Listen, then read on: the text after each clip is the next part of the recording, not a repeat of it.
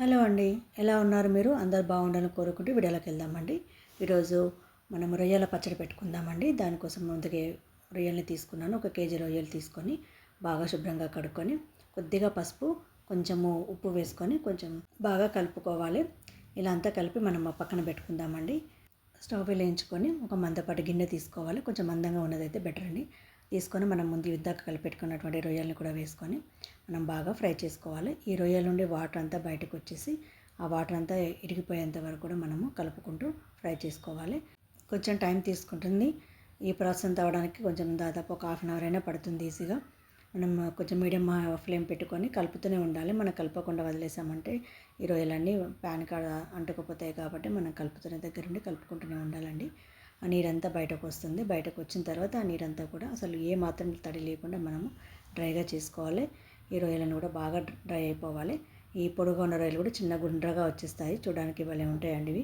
చక్రాల్లాగా దగ్గరికి వచ్చేసి ఇలా దాదాపుగా ఇంకా కొంచెం తడిగా ఉంది. ఈ మాత్రం తడిగా కూడా ఉండొద్దు. మొత్తం డ్రై చేసుకోవాలి. ఇలా కంప్లీట్ డ్రై అయిపోవాలండి. ఇలా డ్రై చేసుకొని మనం పక్కన పెట్టుకుందాము. ఇప్పుడు ఒక కడాయి పెట్టుకుందాము. కడాయి పెట్టుకొని నేను 1/2 లీటర్ ఆయిల్ వేసుకుంటున్నాను. సన్ఫ్లవర్ ఆయిల్ తీసుకున్నాను. డీప్ ఫ్రై కోసం కాబట్టి ఈ ఆయిల్ తీసుకోవడం జరిగింది. మనం ఇందాక డ్రై చేసుకున్నటువంటి రొయ్యలను కూడా వేసుకొని డీప్ ఫ్రై చేసుకోవాలి. బాగా ఫ్రై చేసుకోవాలి. మంచి రంగు వచ్చేంత వరకు మీడియం హై ఫ్లేమ్ పెట్టుకొని ఫ్రై చేసుకోవాలి. మరీ హై కానీ లో కానీ పెట్టుకోకూడదు. మీడియం ఫ్లేమ్లోనే మనం ఫ్రై చేసుకోవాలి. బాగా హై ఫ్లేమ్ పెట్టామంటే పైన అంతా మాడిపోతే లోపల పచ్చిగా ఉంటుంది కాబట్టి ఇలాగ కొంచెం మీడియం పెట్టుకొని నెమ్మదిగా బాగా ఫ్రై చేసుకోవాలి. మంచి రంగు వచ్చిన తర్వాత వీటిని మనం తీసేసుకోవాలండి.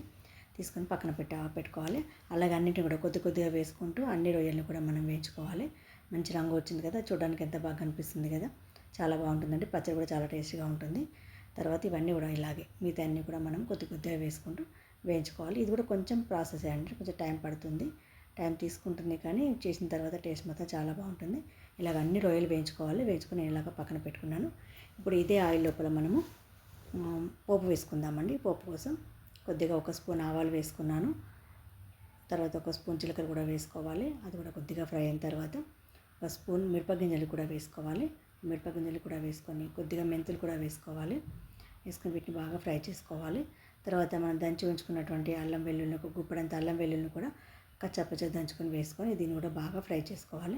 మంచిగా ఫ్రై కావాలి. ఇది మంచి రంగు వచ్చేంత వరకు బాగా ఫ్రై చేసుకోవాలి. ఇలా చూడండి, మంచి మాడిపోవద్దు, మాడకుండా కొంచెం సిమ్లో పెట్టుకొని ఫ్రై చేసుకోవాలి. తర్వాత మనకు కావాల్సినంత పసుపు కూడా వేసుకోవాలి. ఇప్పుడు స్టవ్ ఆఫ్ చేసుకొని పక్కన చల్లారనిద్దాము. ఈలో కొంచెం మసాలా తయారు చేసుకుందామండి. దానికోసం ఒక ప్యాన్ పెట్టుకొని ఒక చిన్న పావు కప్పు ధనియాలు వేసుకోవాలి. ఒక చిన్న దాల్చిన చెక్క, ఒక 3-4 యాలకులు, ఒక 10 లవంగాలు వేసుకొని మనం వాటిని డ్రైగా రోస్ట్ చేసుకోవాలి. డ్రైగా ఫ్రై చేసుకోవాలి. వాటిని సిమ్లో పెట్టుకొని బాగా ఫ్రై చేసుకోవాలి. తర్వాత 1 స్పూన్ జీలకర్ర కూడా వేసుకోవాలి. ఆ జీలకర్ర కూడా కొద్దిగా ఫ్రై కానివ్వాలి. ఇప్పుడు మనం స్టవ్ ఆఫ్ చేసుకుందామండి. వేడి సరిపోతుంది. ఒక 1/2 టీ స్పూన్ మెంతులు కూడా వేసుకొని 1 స్పూన్ ఆవాలు కూడా వేసుకొని ఈ మామూలు వేడికి సరిపోతుంది కాబట్టి స్టవ్ ఆఫ్ చేసుకొని మనం కలుపుకోవాలి. సరిపోతుంది. వేడికి ఇవి బాగా వేగిపోతాయి. వేగిన తర్వాత మనం బాగా చల్లారనిద్దాము. ఈ చల్లారిన తర్వాత మనం వీటిని మిక్సీ పట్టుకోవాలి. మెత్తగా పౌడర్ చేసుకొని పక్కన పెట్టుకోవాలి.